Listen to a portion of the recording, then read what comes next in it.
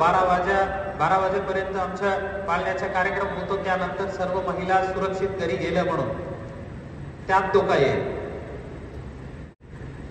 तुमच्या घरच्या मुलांच्या भरोशावर आपलं घरच्या महिला घरी जायला पाहिजे सेफली, पोलिसांच्या भरोशावर नाही. तुमचं शहर सेफ असलं पाहिजे.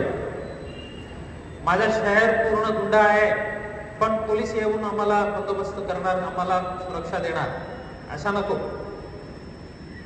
आपलं पूर्ण शहर सेफ ठेवू.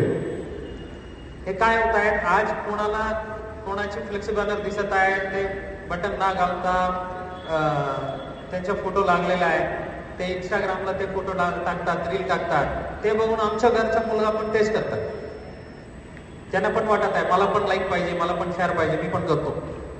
असा करत करत ते वेगळ्या दिशेत जात आहे. आणि जे मागे बसलेले मंडळी आहे, भाऊ आपल्याला मी काही कमी बोलत नाही, पण आपण जरा विचार करा. मागच्या अनुभवातून सांगतो मी, जे सर्वात मोठा मंडळाचे अध्यक्ष जे आहे त्यांचा मुलगा तुम्ही काय करतात विचारलं तर ते पुण्यात मेडिकल करतात किंवा बाहेर देशाचे PG करतात, MS करतात, असं चालू आहे. तुम्ही इथंच नाचगाणं करत बसलेला आहे.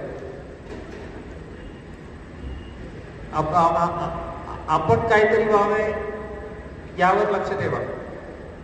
तिथे येऊन कोणी फुकटात DJ लावून दिलं, तुम्ही तिथे येऊन नाचगाणं केलं, त्या एक दिवशी तुमचा छान गेला, यात काही विषय होणार नाही. ते काही टाईमला गाडी आम्ही अडवलं, DJ गाडी पोलीस स्टेशनला जमा केलं, कोणी फोन केलं किंवा गाडी सोडलं किंवा त्या दरम्यान तुम्ही घेराव घातलं, गुन्हे दाखल झालं तर विनाकारण तुमचं भविष्य उद्ध्वस्त होईल. अशा कोणाचे करायची इरादा नाहीये, उद्देश नाहीये. आपला सर्वांकडून सहकार्य मिळेल ह्याच अपेक्षा आहे.